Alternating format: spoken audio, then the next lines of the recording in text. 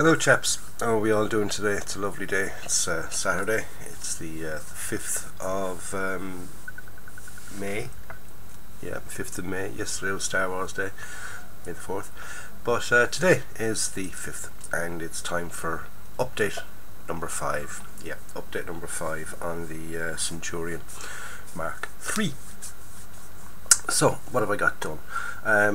As we know, I got the insides all done, the the engine bay, the fighting compartment and the driver's section, they're all done. The internals of the turret are all done and they're all painted up, and then I glass coated them. Okay, now after glass coating them I said, geez, that looks very, very nice. It really, really does. It looks very, very nice. And I've decided to hold off in the weathering just to see what the whole thing will look like glass, because it might, this is just purely going to be a display piece, so it might be nicer to have it in kind of a reasonably factory fresh form. Okay, so it's just an idea. I'm going to see how it all turns out and then decide. Okay, so what I've done is I've masked off all that. I've completed the rest of the construction on the tank. Of all the little bits and pieces added on that were left off that I hadn't put on the last time, and I'm ready now to start work on the outside of it. Okay, so what I'm going to do with the outside of it is, yes, I'm going to do the black and white technique for the pre-shading, because I do want a bit of contrast in there. Even though I said I wanted a factory fresh, I still want a bit of contrast there. So I'm doing this in kind of a reverse way. Why? Because I've got more white paint than I've got black, and this is quite a large kit basically. So I'm going to do all the main surfaces, top surfaces, okay, not the underneath and things like that. The underneath I'm going to go and keep them dark, but the main top surface I'm going to paint that all white, and then put in the lines, where it's going to be darker with the black. So it's just this, it's the exact same thing, it's just done in reverse. Instead of doing it all black and highlighting panels in white, I'm painting it all white and highlighting lines in black. So let's have a look down at the bench, and we'll have a look at these parts before I get them painted, and then we'll have a look at them after I get them painted. Okay. Right, so here we have the main tank body. Okay, we've got the spare ammo on it. We've got the storage boxes here at the side. We've got the Pioneer tools. We've got the tow rope with the exhaust sections. I made the back of it done as well, just to a bit of light over there towards that, and that's all ready. Okay, we even put a little smiley face. Hey, put a smiley face on the top. I have all the wheels with their little center pieces on them. They're only just laid in there. They're all ready for painting. Have them on the little sticks, painting sticks, and I have the two big side skirts here on sticks as well. Okay, they're all ready for their coats of paint. And I have the turret. Okay, there's the turret itself. Okay, all masked off and all ready to go. So I'm going to get stuck in with this. I'm going to get the white done and get that down, leave that dry, then do the darker shades, leave that dry, and then give it the green. Okay, build it up nice and slowly, so therefore the pre-shading works. If you lay it all down, you're only wasting all your time doing all that nice pre-shading stuff. So I'm going to get stuck in with this. I'm going to get the white on.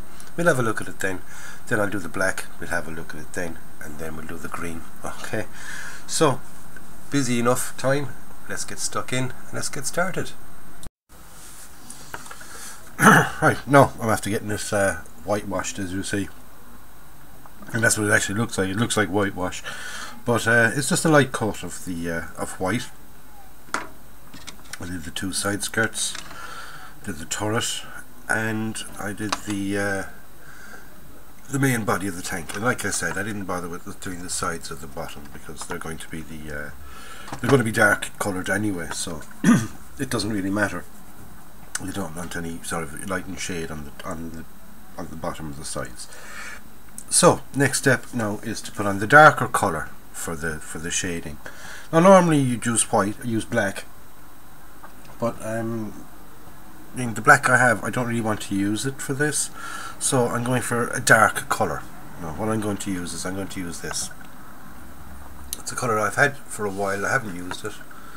Well, I haven't used much of it actually. It's XF27 black green. Okay. I can zoom in on that there. It's XF27 dark green or black green, and I'm going to use that as my my dark shade for the pre-shading. So I'm going to get stuck ahead and do that, or get stuck in and do that, and I'll get back to you then when that's finished, and we'll have a quick look at it, and then it's time then for I'll leave it sit overnight, and then I can do the green, build it up nice and slowly. Okay, so I'll be back to you in a sec when I have the black shading done, and we'll see what it looks like. And now that pre-shading is done, so I'm going to leave the video at that. I just don't want the videos to be too long, because people sort of tend to switch off if they're too long, if they're sort of a half an hour and things like that. So I try to leave them around the 10-15 minute mark. So anyway, what have I got done? As you can see, I'm after it's like sort of paneling, you know, giving it little panels. Okay, that's the idea you want. So when you go over it then with the main colour green, you're going to have light areas and dark areas, but they're all going to be the same, so it's going to kind of blend in. So what you do is you slowly build up your final coat. Slowly build it up, whereas you can't see sort of the darker lines, where it all kind of just blends in. It just looks like slightly darker and slightly lighter. And that's the whole thing about this quick little pre-shading kind of thing. You don't have to go bothering with the well, I don't go bothering with the I can't remember what they call it now. Do you know where colour modulation? There you go. I don't bother with the colour modulation, slightly darker shades at the side and things like that, because that's all well and grand when you look at it from a certain direction. Okay, and you said right, well, the sun is coming in from this direction, so I'm going to have it all that way. So then you put it up in your display, and the sun is coming in from the opposite direction, and it just looks wrong. I have seen it looking wrong. So I've decided to go this way, whereas it looks right the whole time as far as I'm concerned. I'm happy with it. That's what it's all about. It's what you're happy with for a finish, and I'm happy with this. So I'm going to leave this video at this. The next step now for me is to get down the green colour, which I'm going to use for the tank itself. I'm going to use NATO green. I know it's not the proper colour to use, but I do like the effects you can get with it. Okay, so I'll leave this video at this. Don't forget to like and subscribe. Don't forget to give it the old thumbs up if you like it, and anything you want to ask me or say, stick it in the comments box below. So I'll catch you in the next one. Stay safe. Don't forget, go up and buy yourself a kit, build it and enjoy it. This is John signing off and saying I'll catch you on the next one. So enjoy your weekend, have a nice one.